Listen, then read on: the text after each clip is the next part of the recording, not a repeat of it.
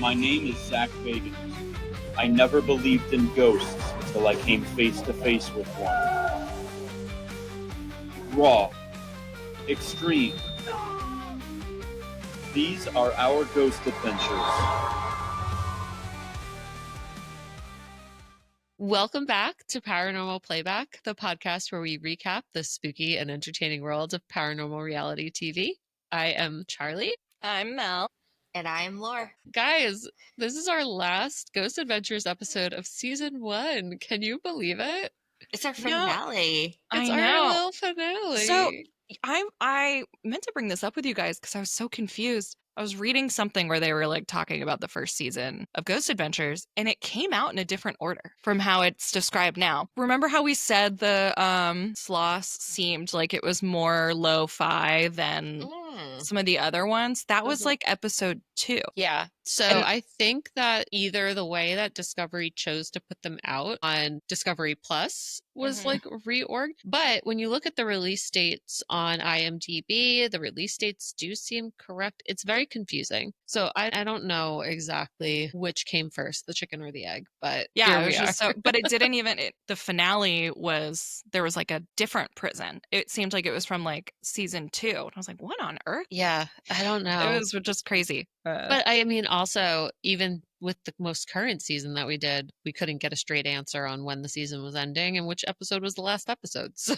also, how weird is it that they just straight up like ended it without being like, and the finale? It was just like, oh, just the end. I think that they probably just didn't understand the what a season meant, you know? I think in the beginning, but what about this past? What about season 29? Yeah, 29. Oh, yeah. Well, I don't. Okay, I think so it's because of here's Aaron. My theory. I think that the whole Aaron thing, I think we all thought that they were going to capitalize on the whole Aaron thing. And I think that what ended up happening was we have to shut it down because of the Aaron thing. Yeah. So I feel like it was probably an actual legal thing that they couldn't show it because it was part of like a because they were recording when it happened. Yeah. No, that makes a lot of sense.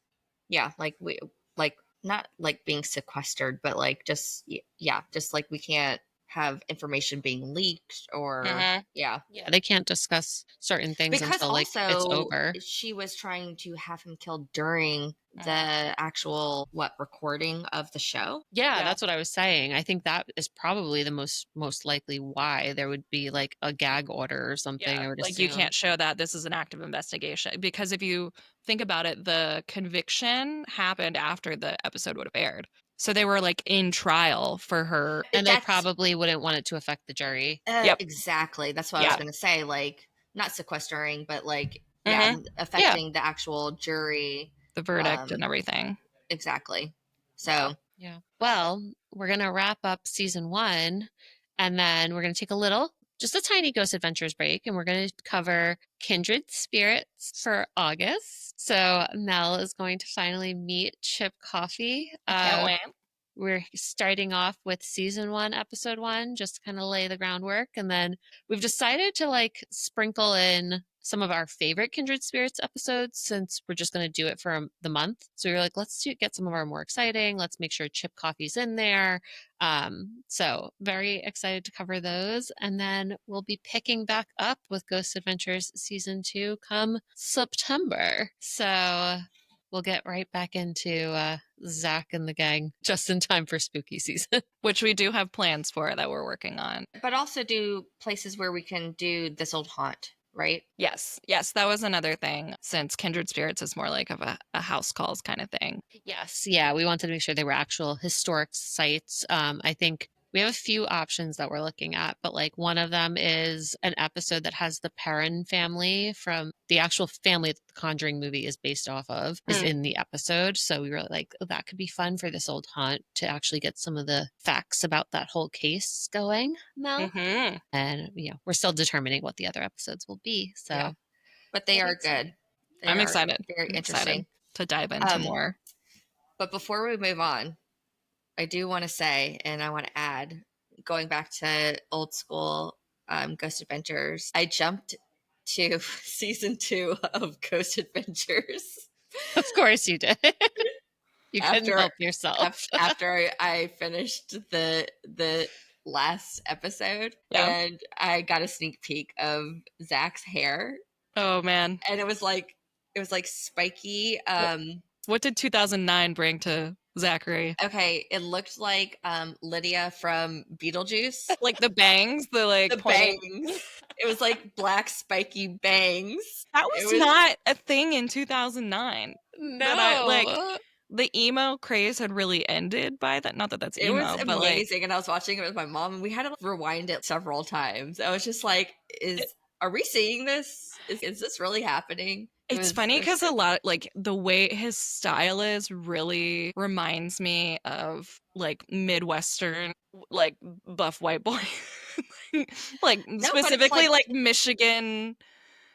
But- Maybe but- it's- But I mean, he is kind of a Midwestern buff Yeah. white boy. yeah, he That is very pretty much much has who he the is. style that I associate with like. No, but goth. But goth, Yeah, yes. Yeah. Well, but it's a little bit of that.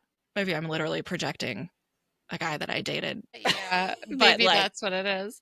Because Like he visited Hot Topic, and Yeah. he changed. I His can whole see, like, identity Vegas based having off a bit of that. visiting Hot Topic for the but Yeah. he visited Hot Topic, and that's like where he gets his shirts from. But then like he He still lives Was it- in no, but you he know. goes to like the magic shop, and he's like, "Oh, this hat looks like this would be a really cool yeah, hat." he like goes to the He, local haberdashery and Yeah, like the hats, the hat choices. I'm like, where are you finding these? Like, literally where no explanation. on earth could you have possibly found that hat? Vegas. Vegas, or like a Vegas thrift store maybe, but it just looks like he went through an old magician's closet to me. He's like, "Ooh, I'll take this cape as well." Yes. Yeah. My little sister said he probably shops at Buckle. Do you remember that store? Oh my Buckle? god, I Oh. loved Buckle. I was like always wanted like And shop at yeah, because he Buckle. wears affliction Yeah. because he's got rhinestones on his butt. Yeah, he's very like true religion, but not, Yes. you know. Yes.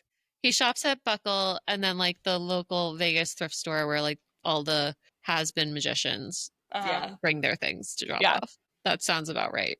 Yeah.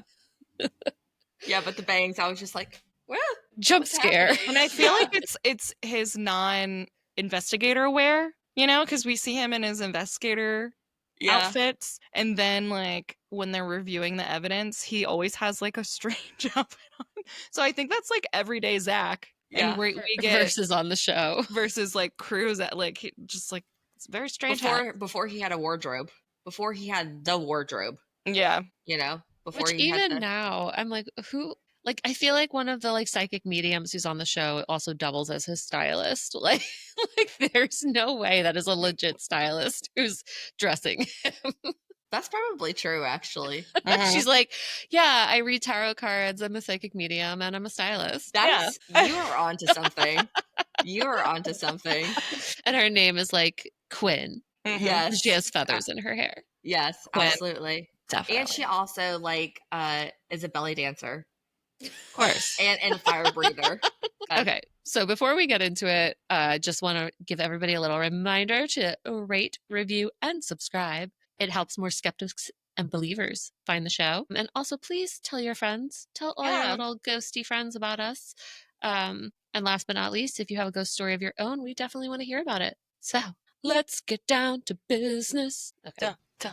To defeat the Huns. Huns.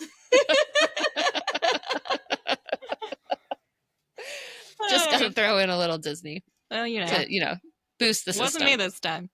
No. So this is part 1 of Ghost Adventures, season 1, episode 8, and this is the Old Idaho Penitentiary in Boise, Idaho, which aired on December 5th, 2008. And I watched this episode a few weeks ago now, I think, or at least a week ago. But I just remembered what happens in the first half of this episode. my and I'm God. like, oh yeah, that's this episode. This is a good one. I'm excited. This is a good one. This is like my kind of episode. These are like my Oh, favorite yeah. kinds of episodes.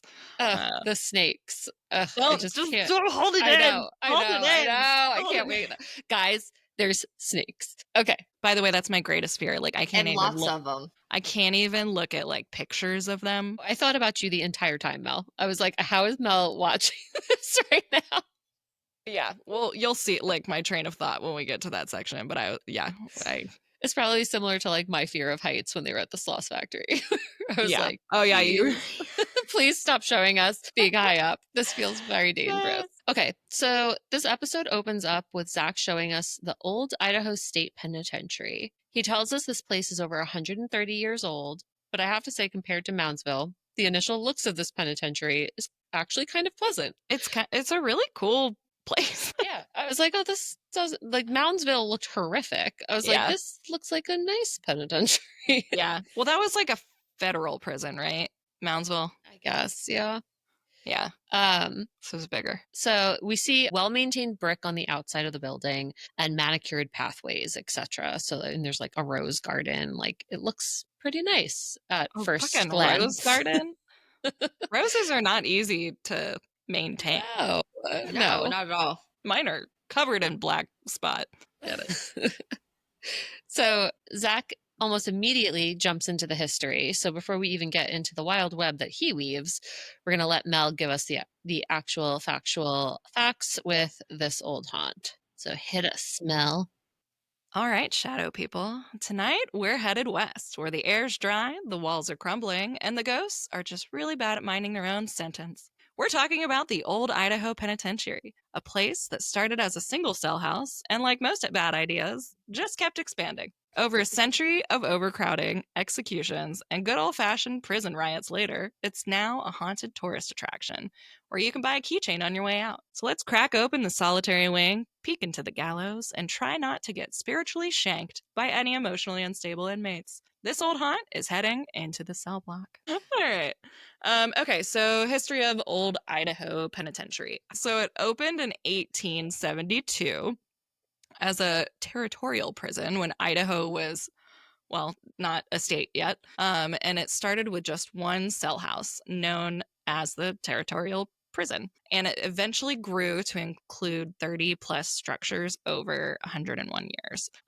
It closed in 1973 after some serious issues with riots, outdated conditions, and brutal overcrowding. So the prison was built using sandstone quarried by the inmates themselves, which, definitely means it's haunted, because if Ghost Adventures has taught us anything, it's that the minute we see a rock, we know it's going to be good.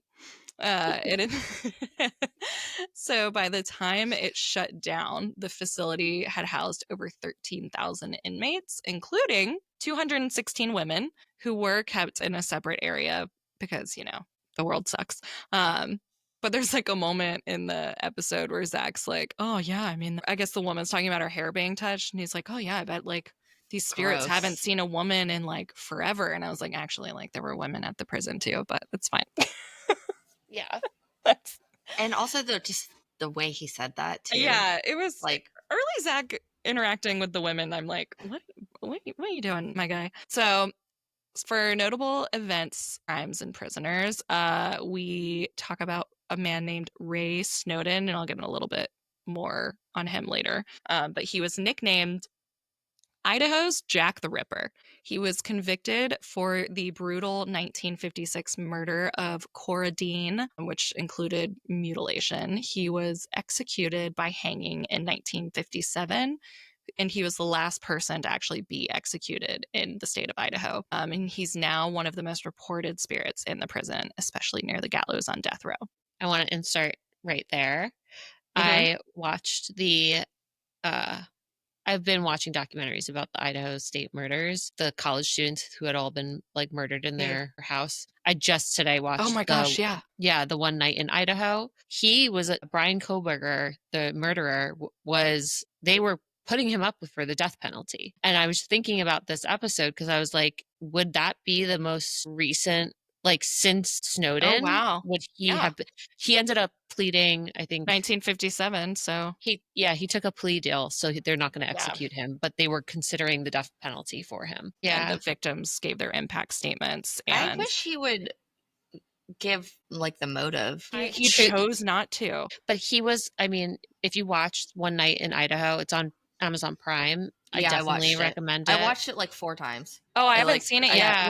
What is No, the it's called One Night in Idaho. The triplets, Ethan Chapin, his brother and sister are on it. His because he was one of triplets. Yeah. They're on there, and they and his parents are on there. They're all talking about like their opinions on it and everything. Oh wait, no, I think I watched the one on Peacocks. I don't know if I watched There's that a one. few documentaries. This is the most recent one. They had been under a gag order, so this wasn't able to be released until the plea, I think, was taken.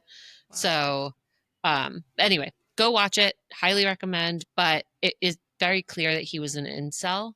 Like that really comes out, and I think that was. I mean, What I is an knew he had incel motive. again? What is It's an called incel? involuntarily celibate. Okay.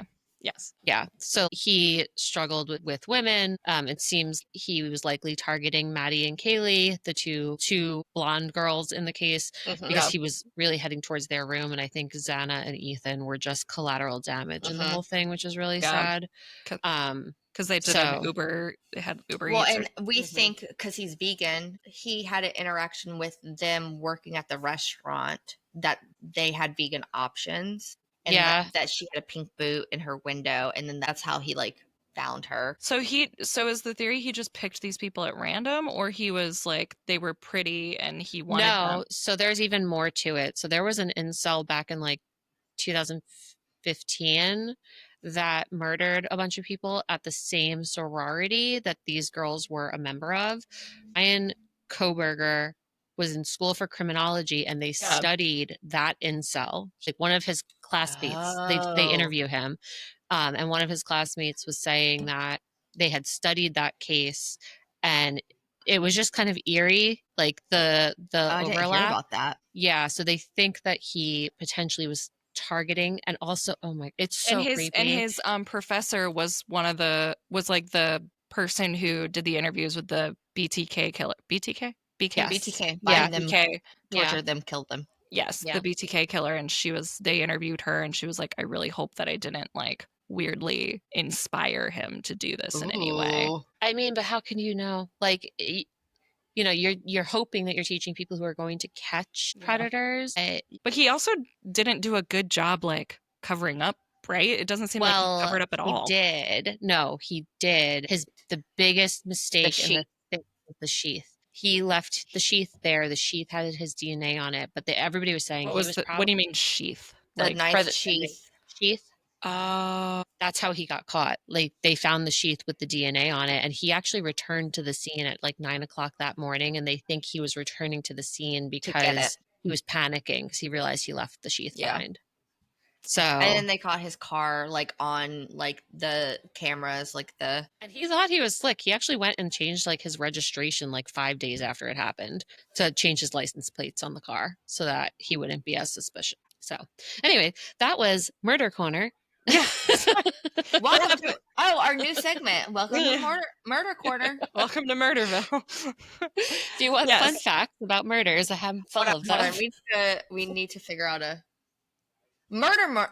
Welcome to Murder Moment. Our mini murder moment. Welcome to our mini murder moment.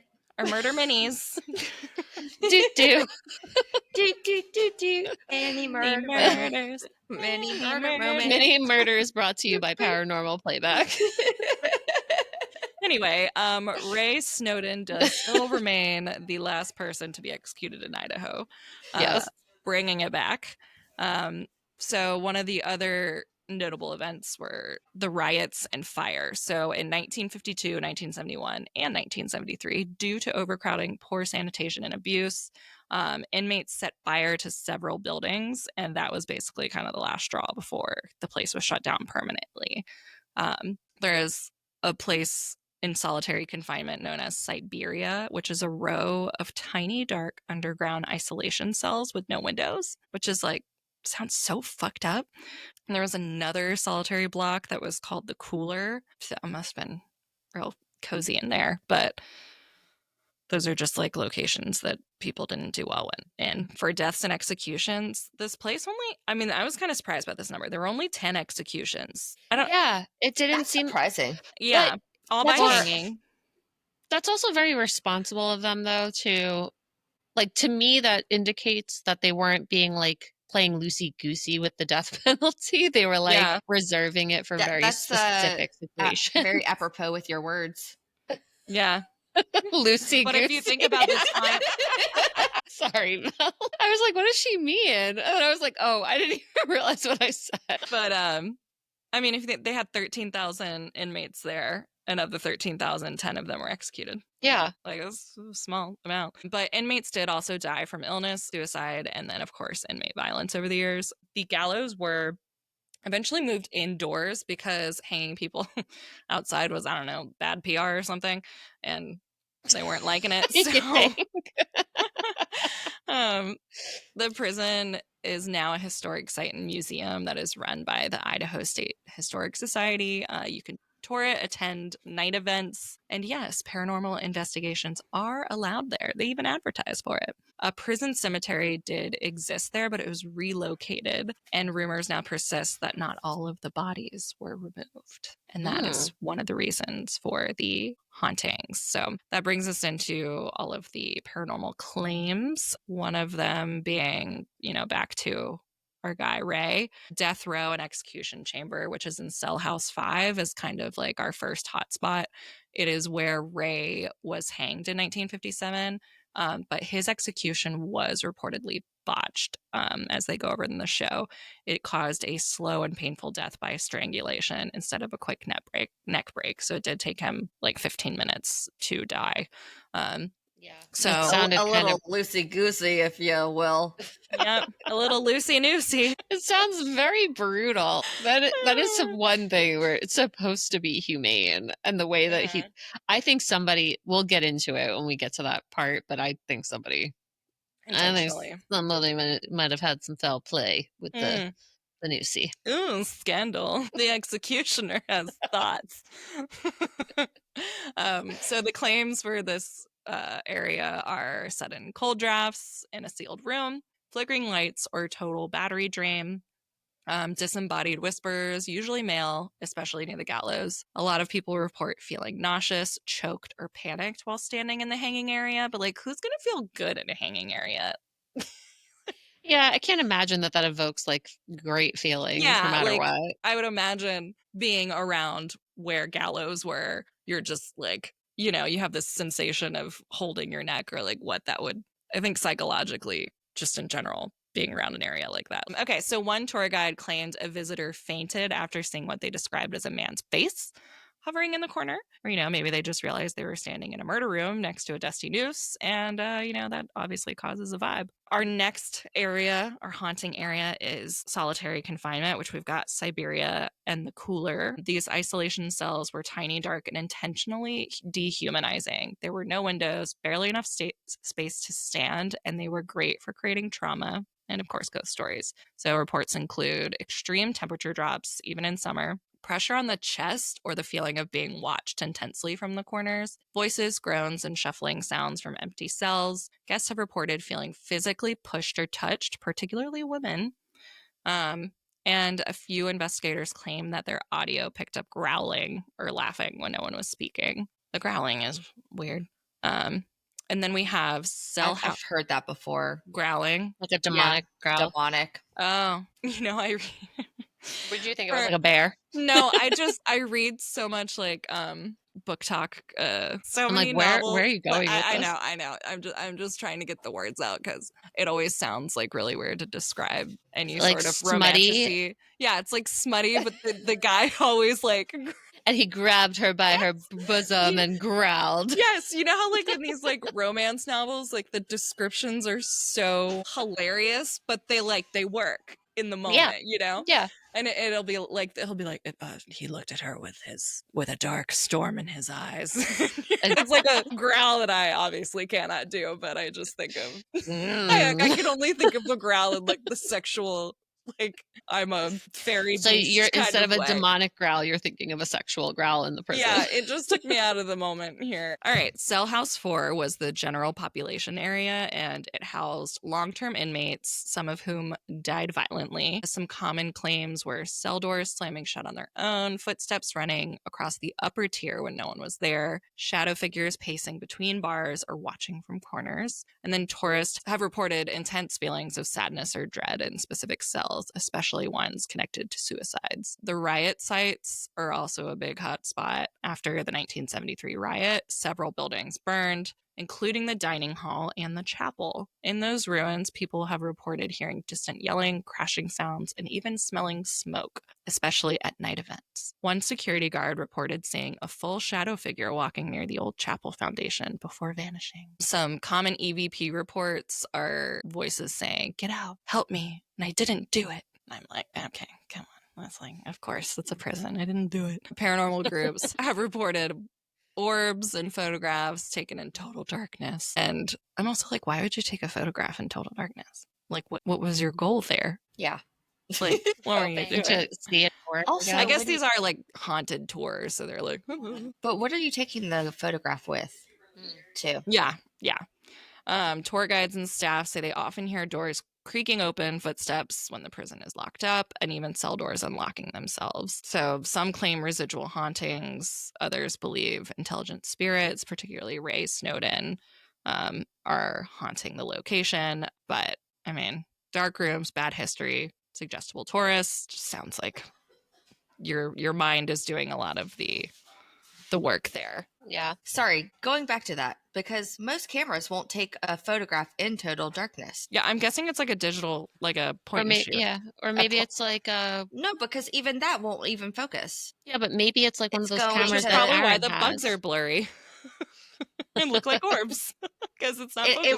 It would have to be like a wind up. Well, no, it Either would that or flash. what if they have a flash on? They're Oh, just I have flashing flash. it into the darkness. But I wouldn't consider that being total darkness then. Agreed. Yes, it's taking photos unfocused in a dark room. Right, unless it's like one of those cameras that Aaron has, like those Polaroids, but they don't really explain what type of camera. Yeah. But doesn't his Polaroid flash? Or it's isn't it the like slow exposure one or something like that? The long exposure? Long exposure, Long something exposure. like that. But that's taking in light. That is taking in light. I don't know. Okay, well, that's Old Idaho Pen. 101 years of sweat, sandstone, and deeply questionable prison policy. Is it haunted? Maybe. Or maybe standing in a crumbling death chamber surrounded by antique toilets just naturally makes people feel uneasy. Either way, if you find yourself in cell block 5 and feel a hand on your shoulder, don't worry. It's probably just the ghost of toxic masculinity or a tour guide trying to upsell the gift shop. Good luck, and may your spirit never get stuck doing time in Boise. See you next time in Solid. Yay! Yay! I almost made a Woohoo. cell block tango joke Can you tell us? from Chicago. No, because cell block 5. You guys, Oh. you guys are so not musical people. I don't even have to No, ask. I don't like musicals. Like I think I like just I like Broadway musicals. I don't Oh, like well, I don't like Chicago. movie. Chicago is cell block, like the cell block tango. I know that Yeah, Erica coming. Jane from The Real Housewives of Beverly Hills Yeah. is in Chicago. I never watched it though. That's all I know about Chicago. Oh, It's a bunch of girls in a cell block, and they all sing this really cool song, and they all have their own death story, and they have it's a really cool Yes. musical number. Hmm. Catherine We're Zeta-Jones gonna is in look it. back on this when I'm editing, or be like, "God, that was funny. We didn't laugh." okay. Okay, Um, I think I've got one. okay. All right. Either way, if you end up in cell block 5 and feel a hand on your shoulder, relax. It's just spectral Velma Kelly looking for her light. Try not to upstage her. That one might be too inside. Oh God! Don't even know any of those words. I was like Velma, like Scooby Doo. Now, that's like the main characters' names. Either way, if you find yourself in cell block 5 and feel a hand on your shoulder, don't panic. It's just your cue to start jazz walking and listing your ex's crimes. Ghosts love a cell block tango reenactment. I like that one Hmm. because you don't have to know Chicago Yeah. in depth. Like I understand that. I understand Yeah. enough about Chicago to understand the jazz hands. Pop, 6, squish.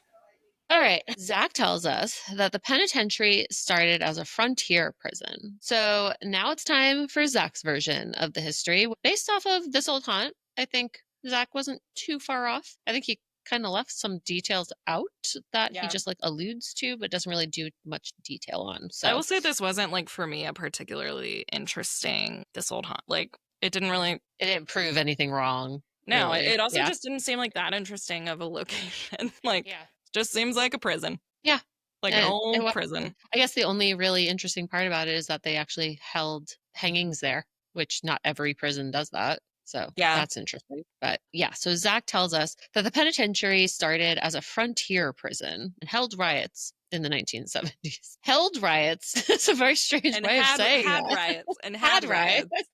In the 1970s. I don't think it was like it's a soiree. They were holding the riots. They were holding the riots. You needed an invitation to attend.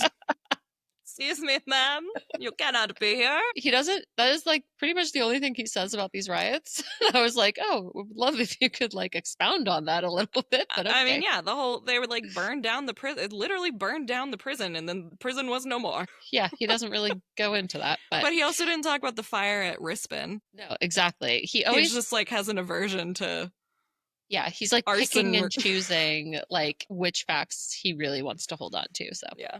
You just never know with Zachary. So he says over that time, supposedly over 13,000 convicts called this place hell. See, I think he was trying to make a joke for the fires. If he had mentioned the fires and then, Right. And like, I guess he's saying this place called hell instead of home. But like, I don't know, it just doesn't hit the same. Who wouldn't call prison hell? Right. Yeah. Right? Like, I'm pumped to be here. You missed a joke there somehow, I feel like. Well, Zach and I both missed a joke tonight, so we have that in common. So it was there, dangling, just couldn't. Just like a light bulb waiting to be deep-throated. Just couldn't get there. So he starts off with Marie Cuff, who's an eyewitness, and possible Karen with this haircut. She's giving some Kate Gosselin vibes, which I guess was kind of right at that time. Trend, but like maybe on trend for Idaho at that time. I don't know. I think it was on trend for that time. It was like that was like prime. No offense to all the people who live in Idaho, by the way. And if you have this haircut. But Marie Cuff says, originally when we walked in the building, it sounded like plumbers were at work. You could hear wrenches on the pipes, but there was no plumbing in the building, which I thought that was interesting that there was no plumbing in the building. And that's exactly how she worded it. So I was like, how? Plumbing or plumbers? She said plumbing. And I had the same question. I was like, it closed in the 1970s. Like there's plumbing. It had to have plumbing. And they're not going to remove the pipes. And they showed us showers. Yeah. Although, you know what? The shower, I think I made a note about the shower. The shower looked like it was just a hose. No, it looked like it was like a 40s. It looked like a gas chamber. Like it looked like the type of showers from the 1940s. Yeah, it reminded me of the Holocaust. I was like, that looks creepy. Yeah. So not sure exactly what she meant by that, but I guess she's trying to say that there were no plumbers in the building, maybe. Or it's not working. It's just like not to say there are no pipes in this building. Yeah. I'm like, there's pipes. They're just not functioning. Yeah. So she continues that as they were walking down past the cells, the first cell they came across had a little picture of a man, obviously an inmate, on it. She said she wanted to reach in and see if she could grab the picture, which first of all, I was like, bitch, why are you touching things? Like, girl, you gotta touch everything. Like, I don't know. When she said that, it really down. bothered me. I was like, why would you reach in and like touch things that you probably shouldn't be? Anyway, she reached in to try to grab the picture. And as she leaned in, she felt as though somebody reached out through the cell and ran their fingers through her hair. I know. This was when Zach got all creepy. Weird. Yeah, Zach says, really?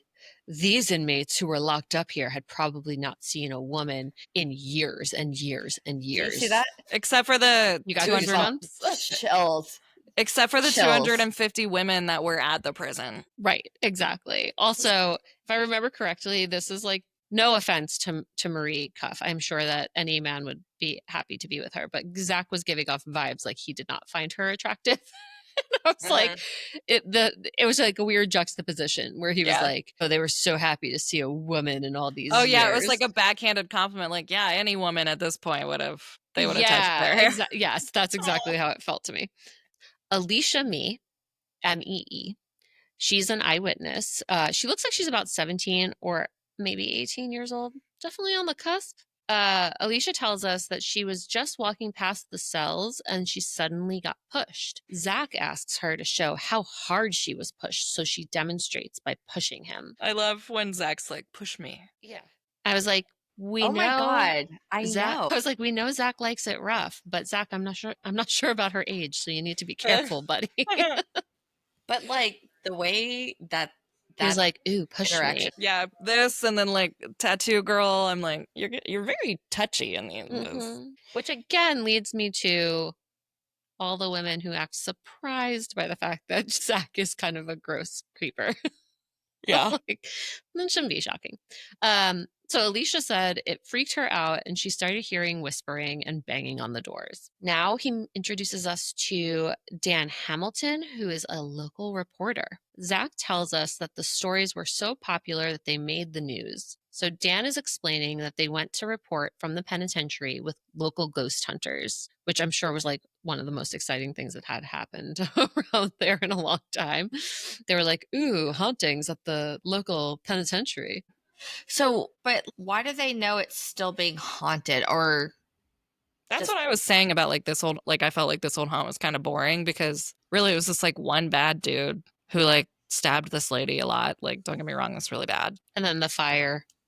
And then there was like riots because of how bad of a like upkeep at the prison. I'm like, they're maintaining the garden, but not the fucking prison, I guess. And they rioted and then they burned it down. But I guess there were enough stories coming out of people like so people touring continued the coming prison, there. the prison, the prison, Frisian. yeah, the prison. Yeah. I think there were people there were touring tours. it and things were happening, and so then a local Gotcha. reporter. I mean, there were went to go do a definitely story. like the stuff we're about to go into. Like that's it's fucked up. But like people didn't die in 100 days of solitary. That's just like, man, that would suck. Right. Which, yeah, I mean, it definitely gets really fucked up. But so Dan is explaining that they went to report from the penitentiary with local ghost hunters. He explains that one of the ghost hunters was photographing the roses in the courtyard and captured a giant light the size of a beach ball or so at about waist height. What do you think the roses are for? I mean, not saying that like the prisoners don't deserve roses, but like, what do you think that is?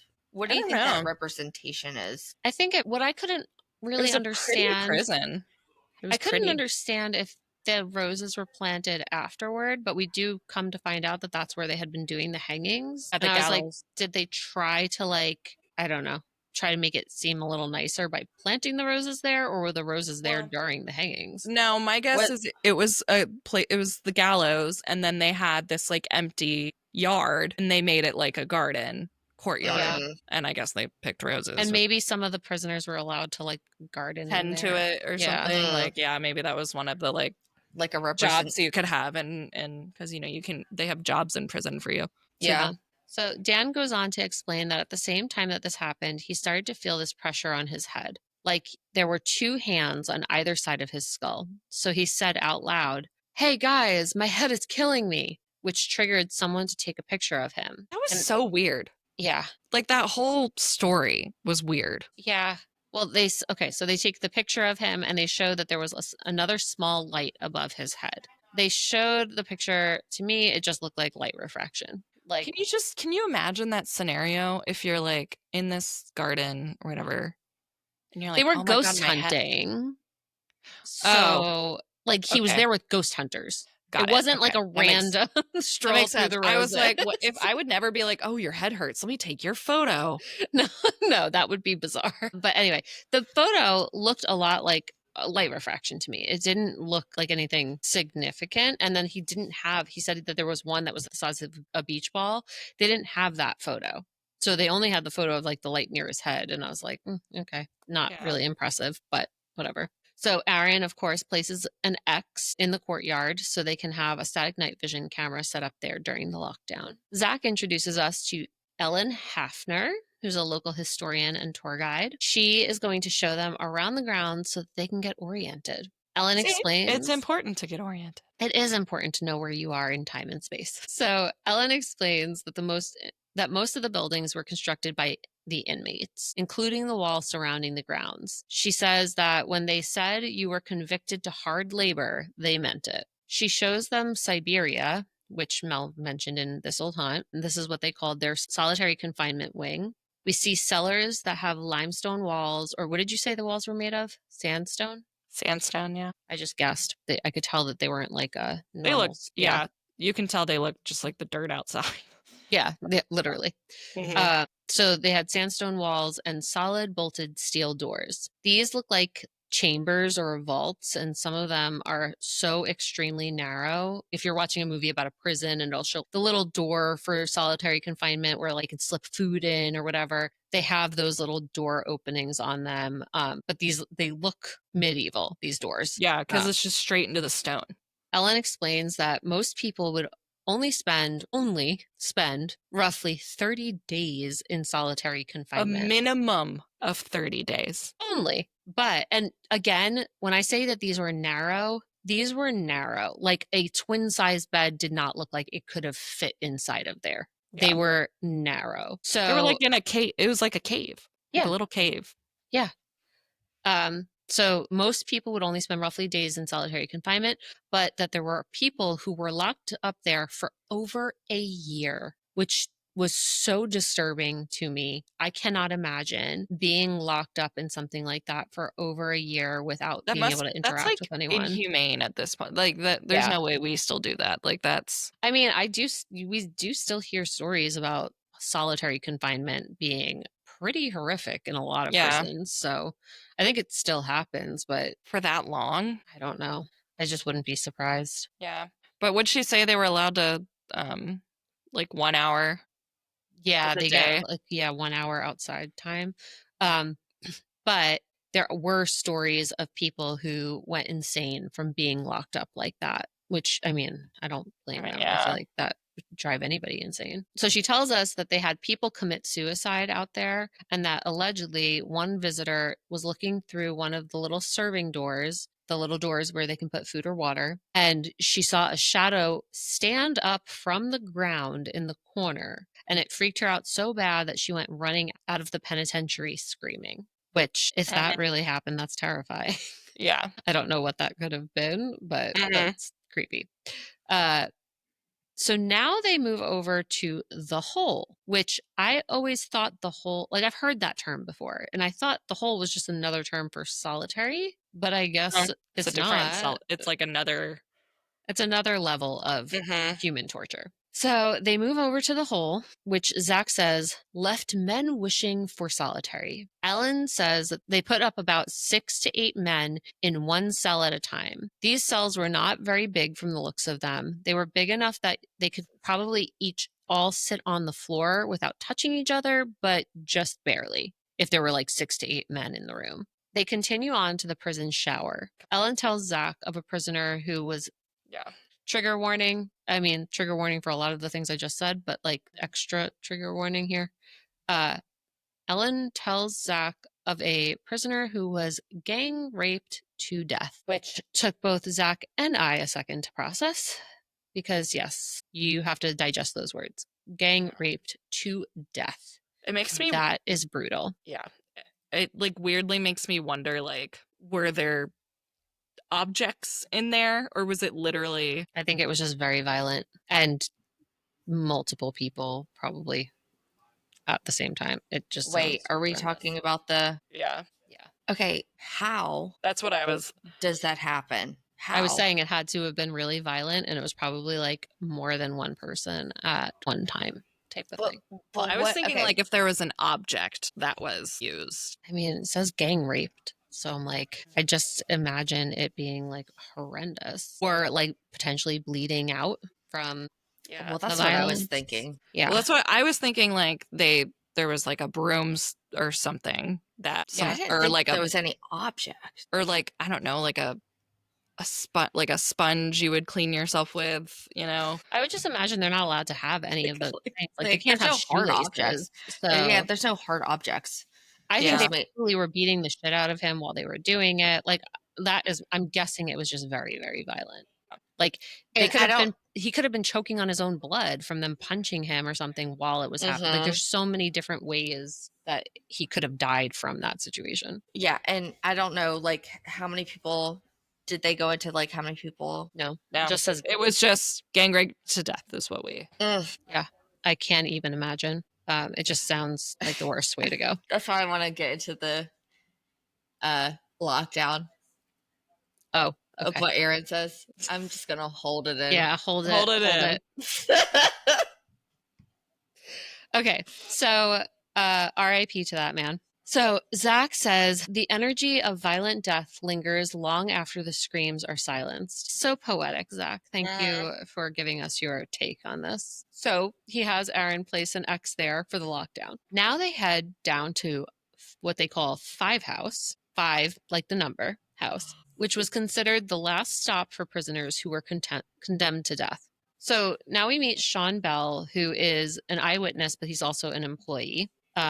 I don't know why I fixated on this, but I was fascinated by the spelling of his name, Shawn, because I feel like we don't see that anymore, but it was like very popular in the 90s. Mhm. It really was. Wasn't it? It's like, huh, I never see anybody spell their name like that anymore. Yeah. Yeah. He is another one of our fun eyewitnesses who tried to dress professionally for the show, kind of, missed the mark. He's wearing baggy blue jeans, a wrinkly, faded black blazer over an oversized black button-up, and looks a little worse for wear for his age. Like he has more than a 5 o'clock shadow, but like it looks like he has not shaved in quite a few days.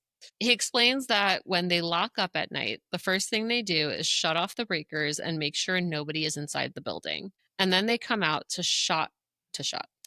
And then they come out to shut the drop room door. Drop room, I believe, meaning the room where they would drop people for the hangings. And then they close the 2 doors to Five House. They have 1 key that locks up the lock to those doors. So Sean is going into detail about how this lock works. I don't know about you. This part confused me a little bit because they were showing us like the outside of the doors, and then they were showing us the inside of the doors and like how the lock mechanism, I guess, It was very worked. confusing. It wasn't completely clear.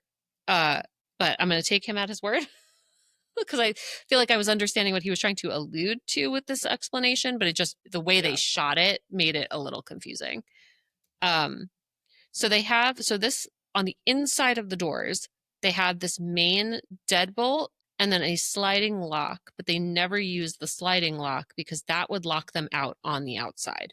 There have been days where Sean shows up and that sliding lock has been slid over. And when this door, if you're looking at it, it looks like it's metal, like old metal. The sliding lock didn't look like it was like the easiest thing to move. So that was interesting to me. But what were you going to say?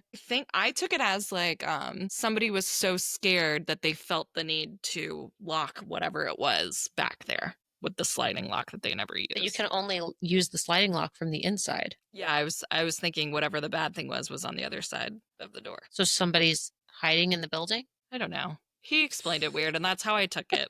I think what he was trying to say is like a ghost shut the lock because he checks before he leaves that there's nobody in the building. Like his whole thing is to like do a sweep, make sure nobody's hiding in the building. Yeah. And then he's the first one to lock up and the first one to open it in the morning. And he would come in the mornings and that sliding lock would be closed, but you can't close that unless you're inside the building. So that, out of everything that they said in the episode, I was like, okay, it's like, that's interesting.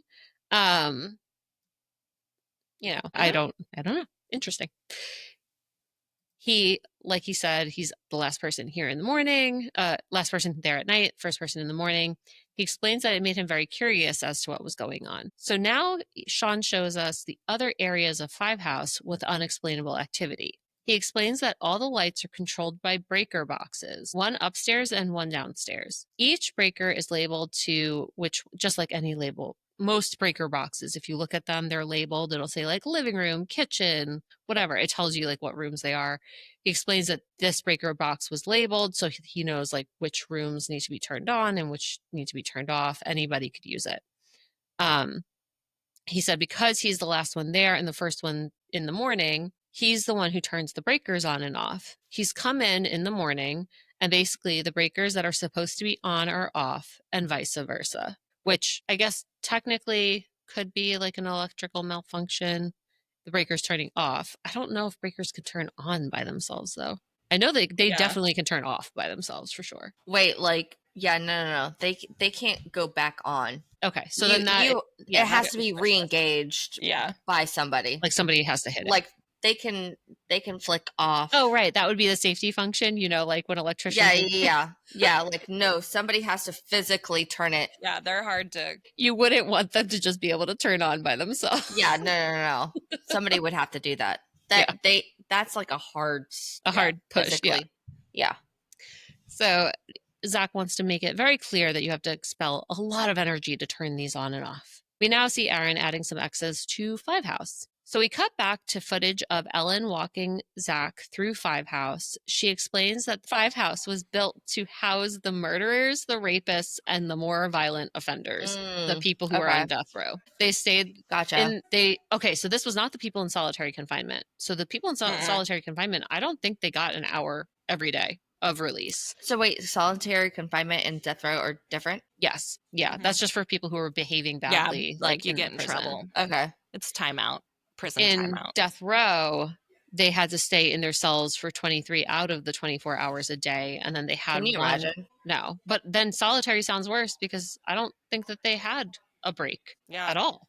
And no window. Like a death row. And no window. It looked like there was a window of the courtyard or the rose garden. Yeah. And I think they at least had like a bed. I don't think in solitary, I don't think you have anything.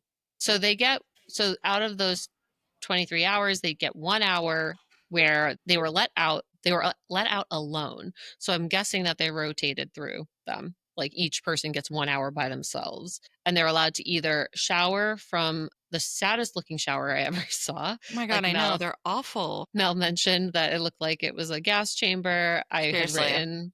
I was like, this looks like a hose rigged up to drip over you.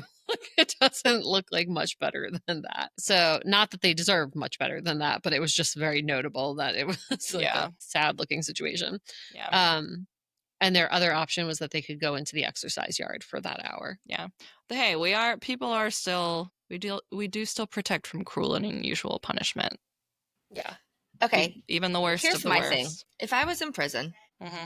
I feel like I would get really buff. I don't know. I was just thinking, man, I would read so much if I was in prison. Okay. Mel would read a lot. I would get buff. I think I'd work out. Chard, you would get buff too? Yeah, I think I would just work out a lot. I would read a lot and then I would get a girlfriend. I would run the yard. I could see that. I feel like I would be like the Teresa Giudice, where I'd be like taking yoga classes every day. And just like really perfecting my yogi crafts. I would have my people below me though. Yeah. I would come to you. I'd be like, Lauren, I need protection. I'm scared. Help me. I just want a job in the library, and the mean girl over there is like, she wants to work in the library. She doesn't even like books. Yeah, I would send my people out amongst the yard, give them jobs. Yeah. I might work in the hair salon. Give my people purpose. I think I could work in the hair salon. Mm-hmm. I could but also hair. give them advice. Because Lauren, you would start a prison cult. I can see it. I would absolutely start a prison cult. Yeah. Yeah. But like I would like want to run the garden. Yeah. Yes. Or the library. It would be like, don't we would do touch pretty Melanie's flowers. Yes. Yes. We would do pretty well in prison. I would hurt anybody who would hurt your garden. Lauren, you would probably also work in the kitchen because the women in the kitchen have a lot of power. Absolutely. Yeah. Yes. Yeah. Yes. So everybody would come to me. Yeah. I would smuggle everything in. Or I would smuggle everything in because you wouldn't expect it. But you'd probably get caught. But I would absolutely get caught. Okay. So now Ellen and Zach head up to death row. Zach explains to us that what drew them to this prison was Idaho's Jack the Ripper. Okay, I'm just going to preface this with Jack the Ripper was known as Jack the Ripper because he killed multiple people, Yeah. right? Yeah. So they go on to tell us about that on October 18th, 1957, Raymond Snowden, who had been convicted of murder, was hung in the gallows of Five House. We learn that Raymond Snowden had been accused of killing Cora Dean, one woman, so he was not a serial killer. Yeah. It really bothered me that they kept calling him the Idaho's Jack the Ripper, and I was like, that is not the same. Like, they're not the same thing. Yes, he did stab this woman to death, which is terrible, but it's just, he's not Idaho's Jack the Ripper. It's just not the same. Well, I'm wondering how he cut her, if it was like in similar fashion. He used like a pocket knife. It was not like Jack the Ripper. It supposedly was like more meticulous and it was like more thought out. This just seems like it was like a crime of passion type of thing. Zach starts talking to Steve Dunn, who is an eyewitness. Steve appears to work at the local bar where Snowden had met his victim, Cora Dean. He tells us that he has experienced a lot of strange things. I caught a glimpse of what appeared to be a man walking into the back room, maybe looking for Cora Dean. That's such a stretch of an assumption. Yeah. Zach says Dean's body was found mutilated, stabbed 35 times, and her spinal cord was severed. The weapon was allegedly Snowden's 2.5-inch knife, which that's such a small blade to it's called a murder pen somebody knife. with. It's hard to believe that I mean, I guess it could kill if you like stab them in the neck and stuff, but it's just wild that he killed her by stabbing her 35 times with this little knife. Yeah, it's just the English term for pocket knife. They call it a pen knife. Yeah. But he I looked it up a little bit more about the actual murder. He slashed her throat after she basically like refused his advances after leaving a nightclub, and he slashed her throat and then continued to stab her 29 times. Somebody saw what happened and saw that he had changed clothes in a back alley and threw his bloody clothes away and the murder weapon in a sewer. And the murder weapon in a sewer. That's interesting. Yeah. So a boy riding his bicycle discovered Cora Dean's body, and her mother positively identified it. Apparently, they described him as a sex psychopath and alluded to there being additional trigger warning, details that they did not wish to disclose until the trial, because an autopsy revealed that he had inflicted sexualized cuts on her body. Well, that might be why, because Jack the Ripper mutilated his victims. Yeah, and right, but he was it's suspected of another murder. Oh, he was. Okay.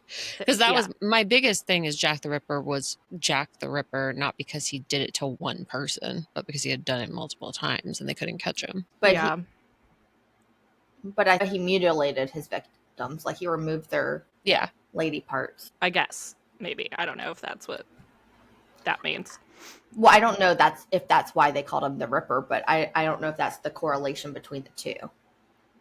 Maybe. I think Jack the Ripper also like stalked women from like after going to bars or something. I don't know. I just personally feel like it's a loose connection and just... Oh, they just found out who Jack the Ripper was. Yeah, they found DNA. In February. Not found DNA. They finally had the technology to test the DNA. Yeah. So Jack the Ripper he always slit their throats, and then typically in a lot of his victims, he removed their abdominal organs, and many people believed that he was a surgeon or of some kind because of the knowledge. The reason that I thought it was interesting that you said that somebody saw the murderer throw the weapon into the sewer is because on the episode, Steve Dunn tells Zach that the weapon was allegedly Snowden's 2.5-inch knife, which was found at Hannafin's cigar shop. So I don't know where that disconnect came from about it being in this cigar shop. Zach shows us... Wait, sorry, Lauren, I was wrong. Just real quick. Or I wasn't wrong. I hadn't gotten there yet. He did sexually assault a woman. She had been bludgeoned and had things inserted into her, which led to her death. And he also had inflicted knife wounds upon the breasts and vagina. So. Okay, that's what I was remembering. Yeah. Okay. So he's a bad dude. I guess that makes a little bit of sense considering he targeted sex workers. Yeah. Yeah, it's morbid. So Zach and the crew head over to Hannafin's cigar shop. Of course they do. And they show us that as soon as they walk in, there's an article on the wall talking about how haunted the cigar shop is. So now they're going to meet with Bobby Guerrero. Bobby Guerrero. I thought you were No, you Italian. blends. That is not an Italian name. That is Hispanic. Bobby Guerrero, yes. Guerrero. Or Guerrero, if I say it my in Lord. American English. Oh, I'm so sorry, everybody. You want a tortilla with that? I want a tortilla with my quesadilla Tortillas and jalapenos. and my fajitas. Okay, so he is the eyewitness. And he's an eyewitness. I don't know what that fully means other than What the did fact he that witness? he didn't witness the murder. He witnessed potentially a spirit, but he's in, also in this 1890. Like, in 1890. Yeah, Edinburgh. he's also Hannafin Cigar Shop's store owner. So Zach begins a conversation with Bobby. Bobby explains that Snowden came in to use the restroom that night. He's experienced weird things in the 2 years that he's owned the store. He said he was back in his office. It was very quiet, and he heard footsteps, like a man's boots stomping across the old original wood floor. The sound was coming from in between a pot-bellied stove in the middle of the store to the back bathroom door, which he again says is what Raymond did when he came there that night. I just had like a weird switch because I was listening to our Edinburgh episode and the Boots thing. I was like, oh, it's Mr. Boots. I know. He's back. I was thinking the same thing. But also, like, I mean, were there other people that used the bathroom in the hundreds of years that this place has been around? Like, why do we assume that this ghost is potentially Snowden? And it also wore boots. Well, right. It sounds like they were like, I don't know. Didn't everybody wear boots? Cowboys. Yeah. It was they said the penitentiary was like a frontier style penitentiary. I assume everybody around there wore boots. I mean, yeah, with all those snakes around, I sure as hell be wearing 3 boots. Ellen shows Zach the cell Snowden spent his last days in. To make it worse, the week leading up to his execution, the guardsmen set up a noose to hang outside of his cell, which I mean, that's just cruel. Yeah, it is, but he also murdered a woman. Yeah. I don't know. I'm not saying that they should have done it, but I'm like, oh, I kind of. Yeah. I think of like, I keep going back to like Brian Koberger, and Same. I'm like, Yeah. like I wouldn't be mad if somebody did that to him. Yeah. Yeah. I know. I forget. I'm like, oh yeah, no wait, these are bad people. Yeah. So Ellen now shows Zach the gallows room where the inmate would stand on the trap door, have a bag put over their head and a noose around their neck, and then the trap door would open and down he'd fall. There was, hey Mel, sorry, side thought. Were any women hung? I don't think so. I'm pretty sure it was like, I wonder what year it was before they like even allowed women to be executed. Like that was not a thing. It's still really not a thing now. Yeah. Yeah, I just thought about that. I was like, oh yeah, you said there were women in this prison, and I was like, I guess none of them were hung, or I guess put to death. Only one woman. Oh, I wonder if that's the one that wasn't executed here. Yeah, maybe. Oh wait, I think she's still alive. Currently, she's still alive. Currently, Idaho's death row includes one woman, Robin Lee Rowe, convicted of murder in 1992. The first woman sentenced to death in Idaho was in 1984, Ella Windsor. Her death sentence was later thrown out. So I don't know that any woman has actually been executed. Because Idaho established a death penalty before it was even a state in 1864. Crazy. Yeah. But yeah, so I guess they were right in saying down he'd fall because only men fell down there. Yeah. There were also a gallows witness room where people could watch the executions. Doctors would be waiting below the trap door to make sure that the inmate was dead after they were executed. And executioners meticulously measured the rope to make sure the neck would break immediately upon dropping. But with Ray Snowden, something went very wrong. Ellen says it took him between 15 and 16 minutes to strangle to death. That is a long time. Yeah. And I think that the executioners did not measure the rope correctly on purpose. Yeah. I'm Oh, pretty by the way, sure. only 18 women have been executed in the United States since 1976. Zach says that has to have created a lot of very, very bad energy. So now Ellen explains her weird experiences with the drop platform, the trapdoor thing. She said she had a class of kids there and she was telling them, I know. I was like, she had a class of kids there and she was telling them the story that she just told Zach. And I was like, damn, what school took kids here? Why? Why is this Like bad kids, maybe? Why is this a field trip? Like if you're not good, you're gonna end up here, kind of thing. Like a boarding school or like military school type thing. Well, I was like, hey kids, a guy was gang raped in the shower. Like, this is not really the place that you go on a field trip. Yeah. I don't know that I'd sign off on my kid going to any state penitentiary field trip. I'm like, can't you go to the zoo? Yeah. You know what? Like, thinking about it, like, I do feel like I've heard of people like having their school take them to a prison or something if they're like interested in law enforcement. I can understand Alcatraz. Like where it has like history. Yeah. Like significant history. Yeah. Did you? Yeah. So anyway, the kids were here on a field trip. She said she was explaining the execution to them again. How old were these kids? She didn't say. Maybe they were like high schoolers and she called them kids. They had to. I would hope that at least they were seniors in high school. Like, that would make me feel a lot better. Yeah. Just calling them children or kids is concerning. Exactly. Suddenly, there was a loud bang that reverberated through the whole building. She said all of the lights on the bottom floor went dark, and the sound was the heavy front door slamming shut. So Ellen walks Zach now over to the rose garden, and he explains that this used to be where the old gallows were and was the site of numerous executions. She says that 6 out of 10 prisoners were executed in the rose garden, and she explains that they were all first-degree murderers. I was going to say, what is that movie?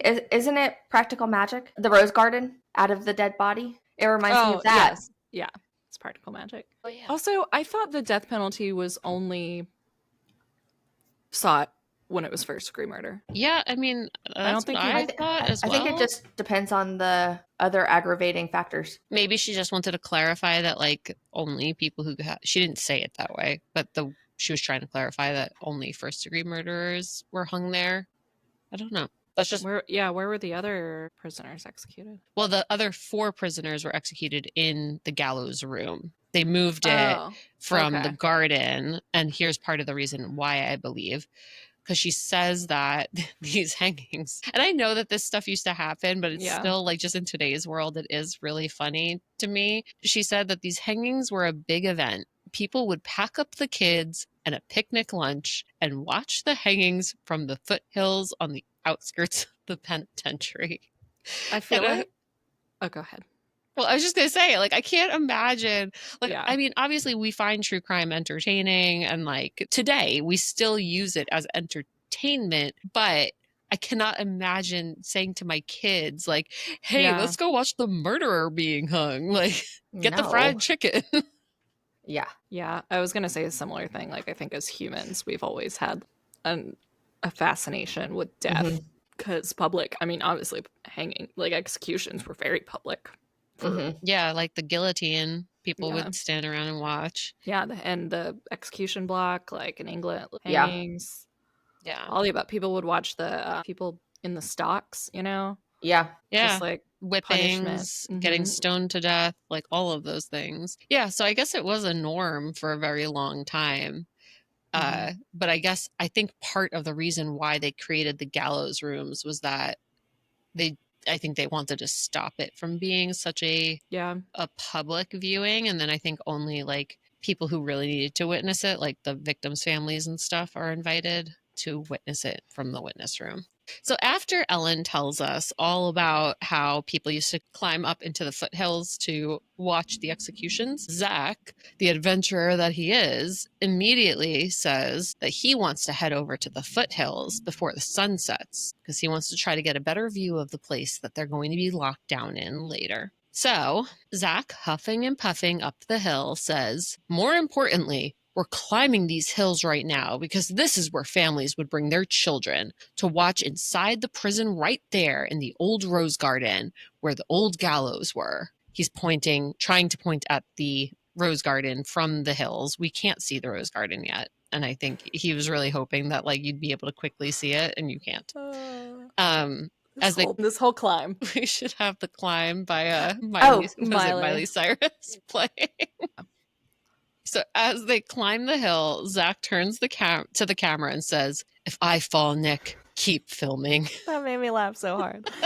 So dramatic. But such a drama queen. Then he says something about golf shoes. Did you hear that? No. About golf shoes? Right after he says "if I fall, Nick, keep filming," then he says something like, "Are these golf shoes? Or do you have golf shoes?" He does. Yes, he said that because he wanted like a cleat, like something that had grip to Oh, I was so confused by that. I was like, what is he talking about?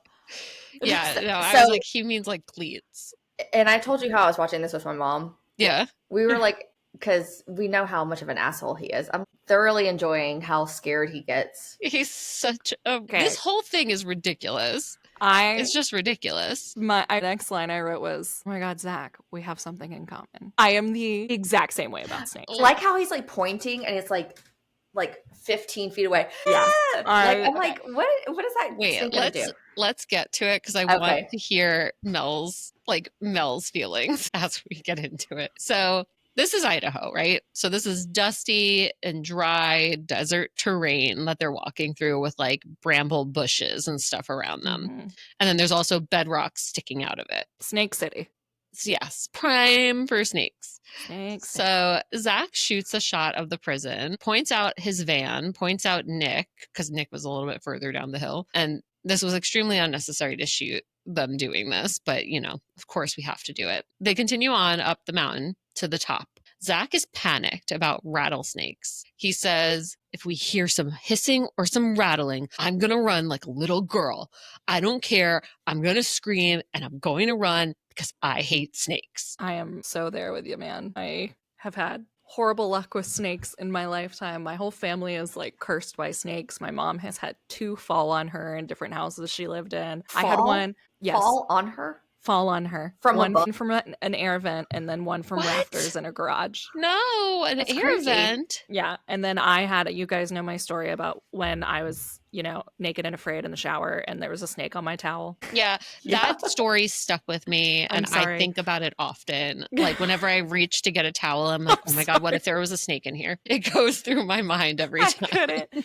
Oh my gosh. Yeah. For those who don't know, I, at one point, when I was living with my parents after college, as we all do, they had a pool and my bathroom shared a door with the outside. So there was like a tiny crack, I guess, in the seal at the bottom of the door. And I was taking a shower and I used to put my towel like on the little bath mat on the ground, and they were brown towels and the bath mat was brown. And I went to go pick up my towel, as one does, and oh my God, it's hard to talk about. I'm sure it's just like a garden snake. There's just nothing There's worse. no just any kind of snake when you're naked. No, that's what I was going to say. When you're naked, all of your holes are exposed and the snakes are wiggling. It's too much. That's not. What do you think they're gonna get in there? Yes, no. That takes some accuracy. I was terrified. It flopped off and like slithered on, and I screamed bloody murder, and then I was like worried it was going to eat my little Shih Tzu. Is that what you call it? My little Shih Tzu. Yeah. My Shih Tzu's name was Romeo.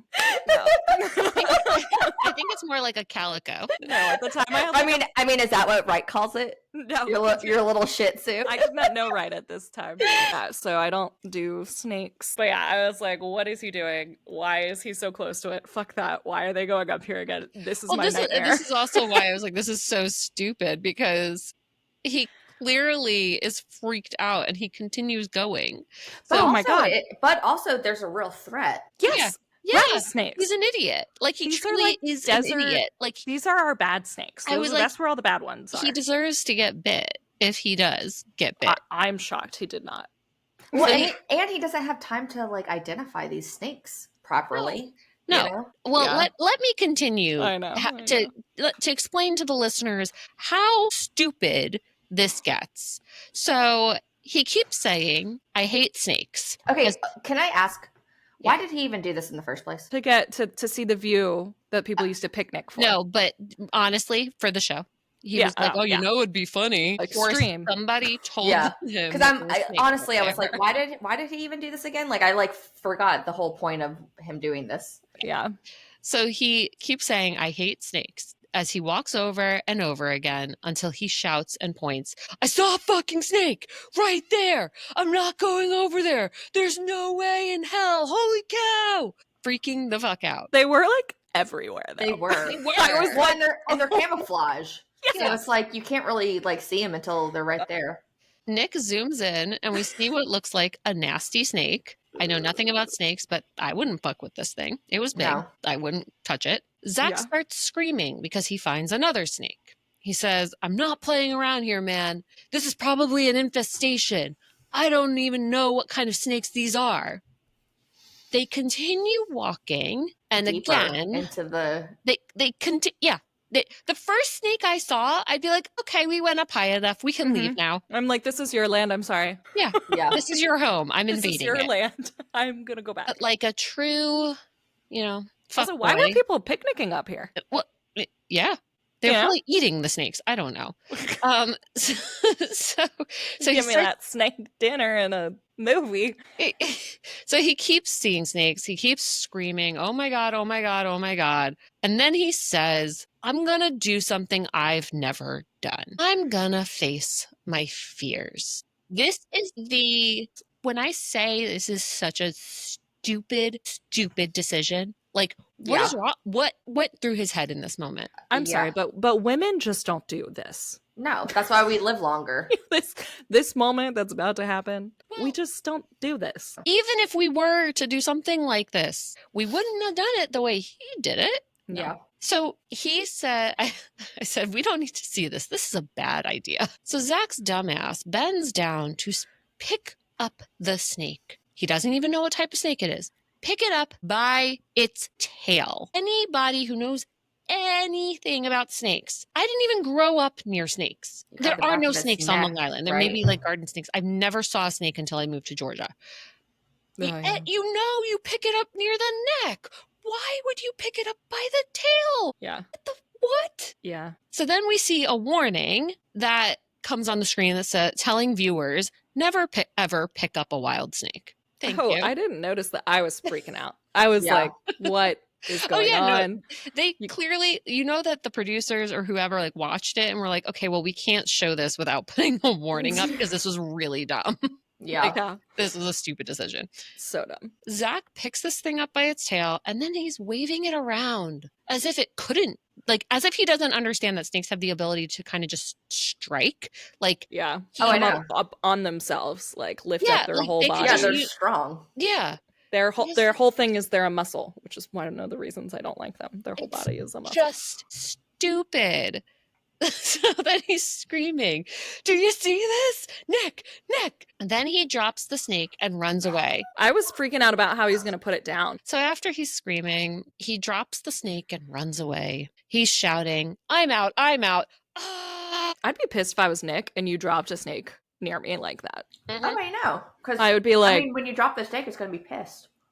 and they move so fucking fast. Yeah. So this part just made me laugh because now he's trying to run away and he's like skipping, keeps running into other snakes and I know, because they're everywhere. because they're everywhere. This is one that would be like really funny if you put it with like the like curb Like some music. music. Oh yeah. Yeah. He's like skipping like back and forth, like teetering. Ooh. And I love that like Aaron's just at the bottom because he's the smart one, you know? Yeah, Aaron's like, Always I'm the not smart one. doing this nonsense with you guys. So Zach beckons Nick, but Nick's like, nah, I'm good back here, man. You're freaking me out. Like, you're being weird. Zach thinks he's become one with nature at this point. And he says, it's like the ground is moving. This is like Indiana Jones. So now this guy says, I don't know where to step anymore. For real, the ground is moving. We could step down and one of these things could. He moves his fingers in a fang motion towards his arm and sucks his teeth like a vampire. He turns to Nick and says, do you want to suck the venom out of me? It's like, I don't want to suck anything out of you, bro. I was so glad that Nick responded that way because I was like, come on, like you can't leave that hanging there. That has to be like addressed. Yeah, so he says, I don't want to suck anything out of you. Zach reminds Nick to be very careful, and they realize that they are still not high enough to actually see the rose garden after all of this. At this point, they've got to go up there, you know? Yeah, now So it's I'm like like, they're too far gone. you picked up a snake.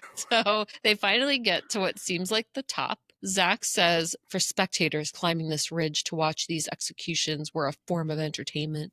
For us, these deaths were the source of the dark occurrences that we'd be facing in our lockdown. The fact that they did this, I know for a fact there's no producer there. I They know, would but never let them do I know, that. but I did watch the credits, and there are Oh. there are producers. Mm. Yeah, there are other names. Yeah, there are producer names. I noticed that too. But it could be like end. there are post producers, so it could be like in post. I think in this very first season, yeah, I don't think that they maybe had one person that might have I think been they with had them, to have a but- producer that like sourced the locations. for Yeah, that. I mean, I just there don't could be think like that- location scout and stuff like that. I or, don't like, think anybody was like pre-pro, going up into the mountains with them or like going with them to like on location. put the static cameras down. Yeah, like I think maybe they were set up in like a video village type of thing and just like Yeah, Like they just had like a line producer kind of thing. yeah. but also the producer could have been like 20 years old. Or the producer could have been like, I don't really care. Sign this document that says we're not liable. Yeah, Right, you guys choose to do really stupid stuff, so Yeah. just sign Like it. this is my first job being a producer. Like I don't know what I'm doing. So there were 4 producers with them, in addition to Nick and Zach being executive producers. On this specific episode or just in general? For the first season, Joe Townley is an executive producer. Daniel Schwartz is an EP. In addition, Michael Uden is a producer. I didn't and think- Diane I didn't think Ross. executive producers were always on set. Yeah, no. Well, executive they're- producers are usually just funded. There are Financing, 2. yeah. There are 2 main level producers, Okay. and Nick and Zach were executive producers. Well, and line producers are just people who are hiring other people to, like, right? And I'm They sure do like finances. yeah, and- I'm Yeah. sure that I think you might have just said this. I was gonna say I'm sure that those 2 producers are probably more of like handling the securing the location, talking to the people who work there, like making sure that Zach and the guys are aware of all the things they're allowed to do, like setting up the interviews, all of that stuff. But like things like going up into these hills, I am sure they were like, yeah, have fun. We're gonna go on a lunch break.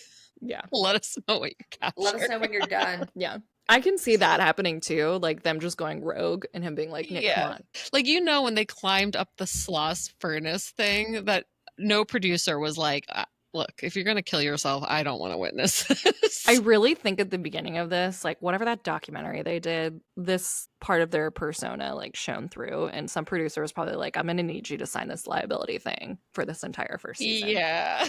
And maybe I after agree. that, they were like, whatever, we're good. This is good TV. Yeah. No, that totally makes sense. But okay, so that's the end of part 1 of Ghost Adventures Season 1, Episode 8, the Idaho State Penitentiary. This is the first part of Wait, they do get to the top though. Did we say that? Yes. Okay. Great. Yeah.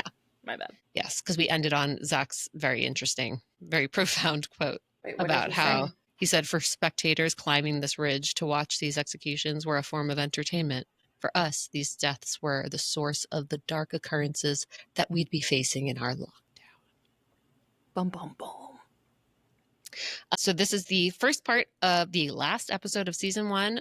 Join us on Wednesday for part 2 of episode 8, where we'll get into the lockdown with the guys and see if they're able to contact Raymond Snowden. Yeah. So do us a solid and rate, review, 5 stars preferably, and Please. subscribe to Paranormal Playback wherever you're listening. Tell your friends. your ghost friends. Yeah.